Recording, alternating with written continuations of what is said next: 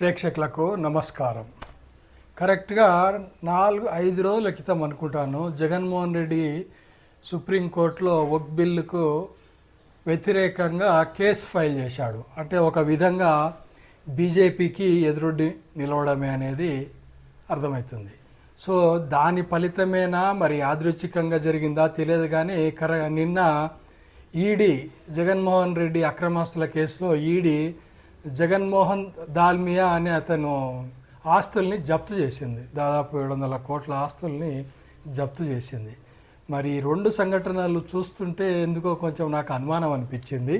మరి మీకు కూడా ఏమన్నా అనుమానం అనిపిస్తే కామెంట్స్ చేయండి కింద, చూద్దాం ఏమేమి కామెంట్స్ చేస్తారో.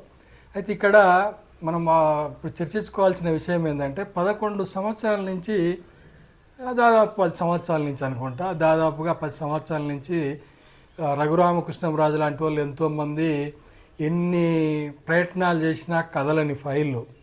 ఈనాడైతే గత 10 సంవత్సరాల నుంచి జగన్మోహన్ రెడ్డికి వ్యతిరేకంగా వార్తలు రాయని రోజు ఉండదు ఆ పత్రికలో.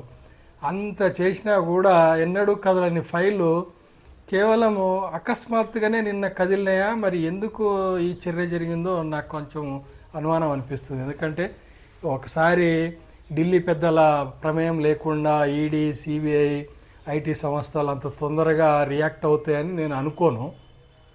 ఒకవేళ అదే జరిగితే మాత్రం మనం ఖచ్చితంగా ఈడీ సంస్థలని, సిబిఐ సంస్థలని ఖచ్చితంగా మనము అప్రిషియేట్ చేయాల్సిందే, గ్యారంటీగా ఖచ్చితంగా అప్రిషియేట్ చేయాల్సిందే. మరి ఇది యాదృచ్ఛికమా లేక ఢిల్లీ పెద్దల ఆశీర్వాదమా తెలుసుకునేందుకు కొంచెం టైం పట్టవచ్చు. మీకు ఏమనిపిస్తుందో ప్లీజ్ దయచేసి కామెంట్స్ చేయండి. ధన్యవాదాలు.